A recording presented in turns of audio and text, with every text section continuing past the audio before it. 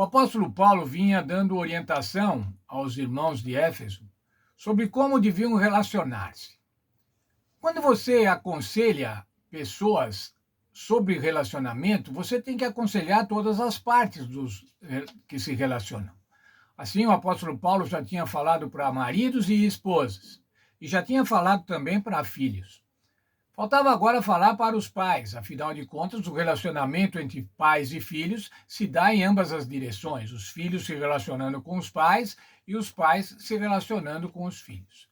Veja lá o que o apóstolo Paulo, inspirado pelo Espírito Santo, falou para os pais. Efésios capítulo 6, verso 4.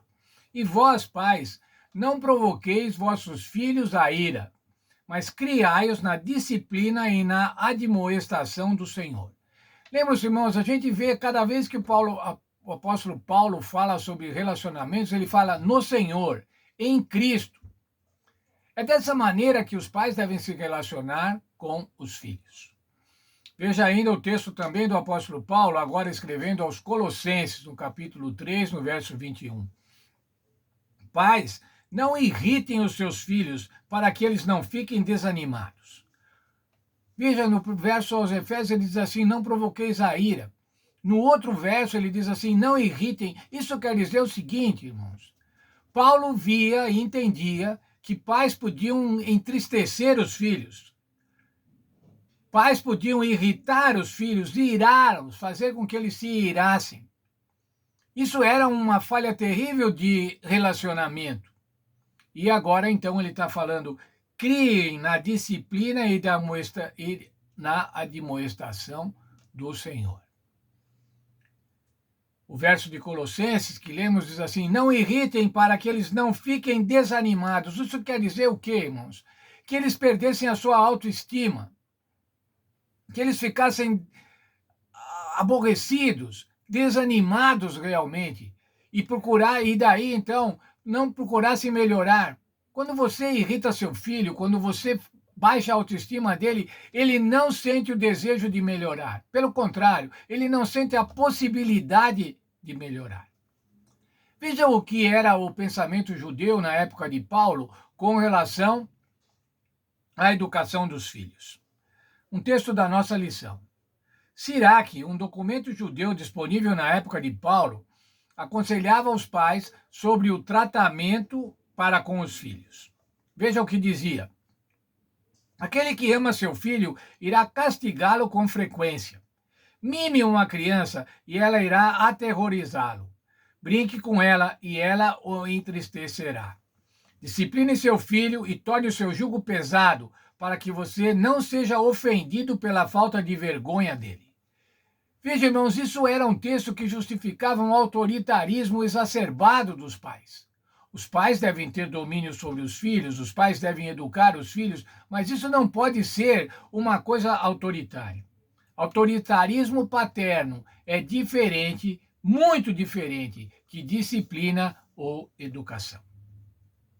No autoritarismo paterno encontram-se as críticas, a justiça que tem que ser feita, mas ainda as regras, o reforço negativo, a oposição. Quando você fala para o seu filho, sempre critica o seu filho, você o desanima, como diz o verso lá de Colossenses. Agora, quando você disciplina com carinho, quando você pratica a verdadeira educação, o que é que se encontra nesse relacionamento? Elogios, amor, unidade, reforço positivo, perdão. Uma vez eu li um texto, irmãos, dizendo que o pai é a primeira representação de Deus para as crianças. As crianças, quando veem o pai, veem nele uma imagem de Deus. E como é que os pais podem representar melhor a Deus para as crianças? O autor dizia assim, é perdoando.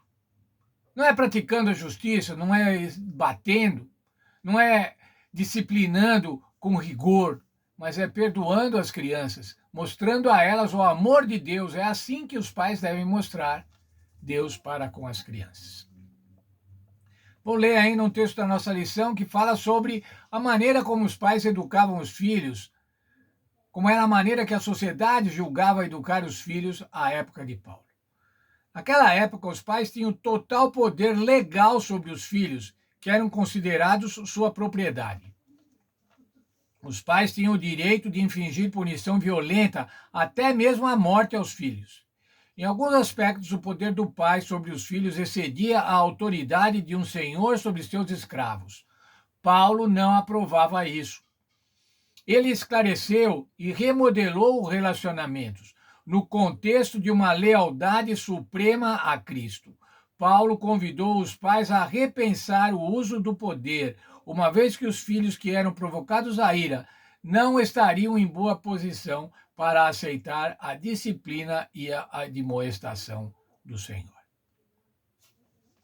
Pais que têm suprema lealdade a Cristo sabem que as crianças são caras a Cristo. Como o Senhor Jesus falou, deixai vir as crianças a mim, não as impeçais, porque delas é o reino dos céus. Muitos pais, infelizmente, ao longo da história, têm impedido que os filhos estejam próximos de Jesus, se acerquem de Jesus, por conta da sua disciplina. Quantos, irmãos, eu já vi, quantos meninos e meninas saíram da igreja por conta do autoritarismo de pais cristãos, de pais piedosos, que por conta da piedade espantaram os seus filhos da igreja.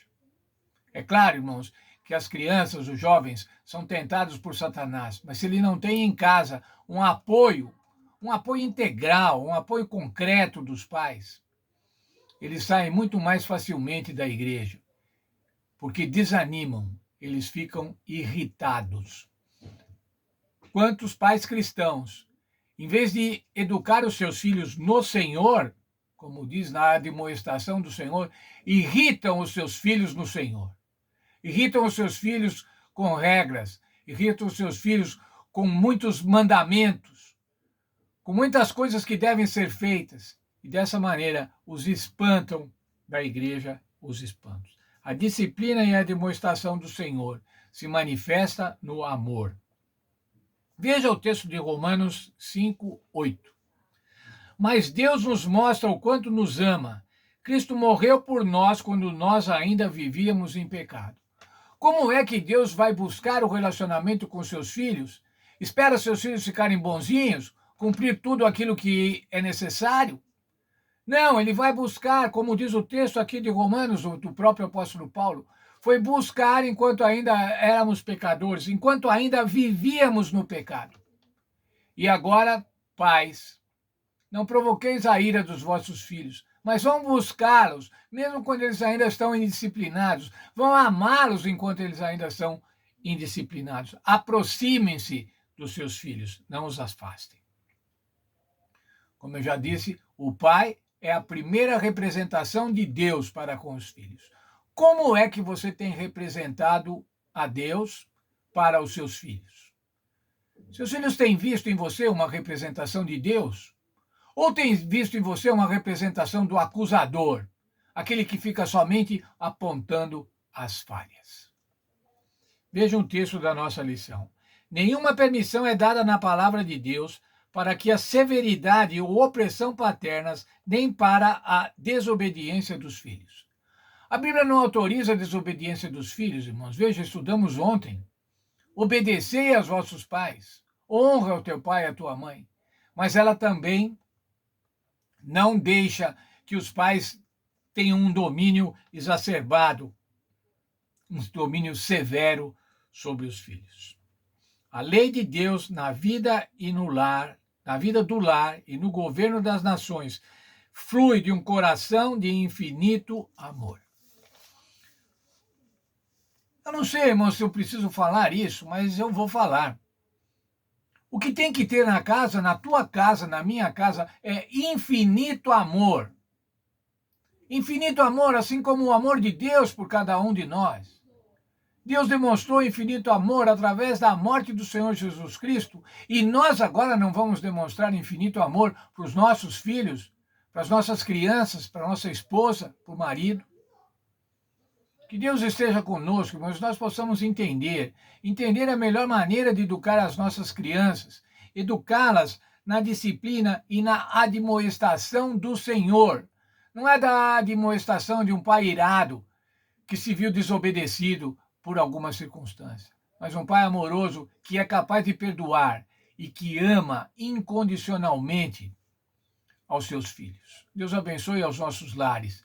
Deus abençoe os nossos filhos pequenos, os nossos filhos adultos, os nossos filhos idosos, mas que abençoe cada um deles e que abençoe a nós enquanto pais, aqueles que ainda têm filhos pequenos, outros que já têm filhos adultos, abençoe para que os pais possam ser um exemplo de amor, que aponte para o Senhor Jesus Cristo e que aponte para Deus, o nosso Pai. Veja, nosso Pai. Nós, enquanto pais, devemos representar o nosso Pai.